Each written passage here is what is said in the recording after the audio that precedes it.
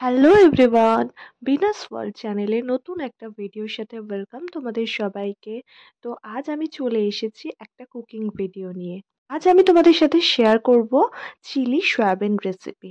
আজকের রেসিপিটা আমি বানিয়েছি আশীর্বাদ সয়াবিন দিয়ে।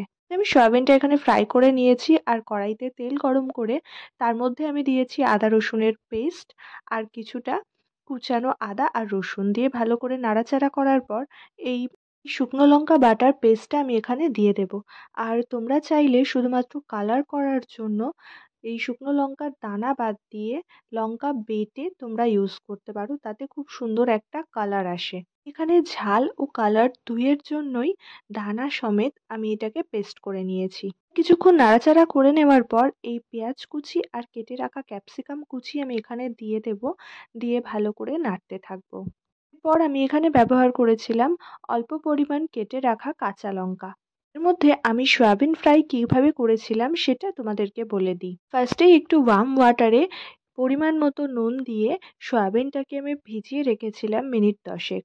এর পরের স্টেপটা আমি তোমাদেরকে আরেকটু পরে বলছি, কারণ এখানে আমার ক্যাপসিকাম আর পেঁয়াজ ফ্রাই করা রেডি। তো এখানে আমি সস হিসাবে কিষান টমেটো কেচাপ ইউজ করেছি। এখানে টমেটো সসের পরিমাণটা একটু বেশি দিতে হবে আর ডার্ক সোয়া সস একটু কম পরিমাণে এখানে ইউজ করতে হবে। এরপর ওই ভিজিয়ে রাখা সয়াবিন ঠান্ডা হয়ে যাওয়ার পর ভালো করে চেপে চেপে জল ঝরিয়ে নিতে হবে।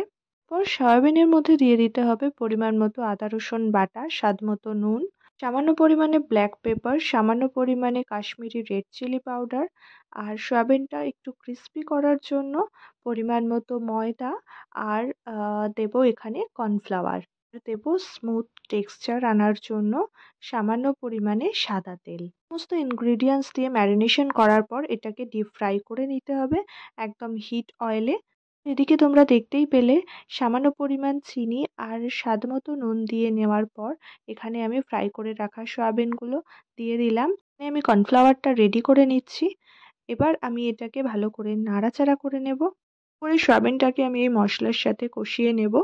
বেশ কিছুক্ষণ এইভাবেই কষিয়ে নেওয়ার পর সয়াবিনটা কিন্তু একদম রেডি হয়ে গেছে।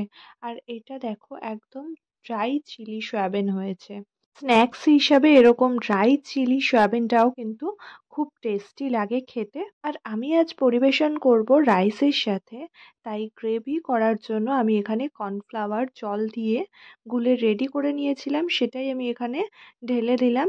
এবার এটাকে মিক্স করে নিয়ে মিডিয়াম আঁচে চাপা দিয়ে আমি বেশ কিছুক্ষণের জন্য এটা বয়েল হতে ছেড়ে দেব। প্রায় 14 থেকে 15 মিনিট পর ঢাকা খুলে দেখলাম আমাদের চিলি সয়াবিন কিন্তু একদম রেডি হয়ে গেছে।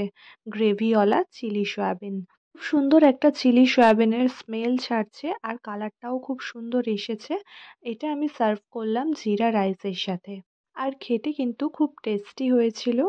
সো আজকের ভিডিওটা তোমাদের ভালো লাগলে চ্যানেলটিকে অবশ্যই সাবস্ক্রাইব করো আর অবশ্যই একটা লাইক করো। 2025 সালের এটা আমার ফার্স্ট কুকিং ব্লগ। তো আমার তরফ থেকে তোমাদের সবাইকে আরও একবার জানাই হ্যাপি নিউ ইয়ার। সবাই খুব ভালো থেকো, সুস্থ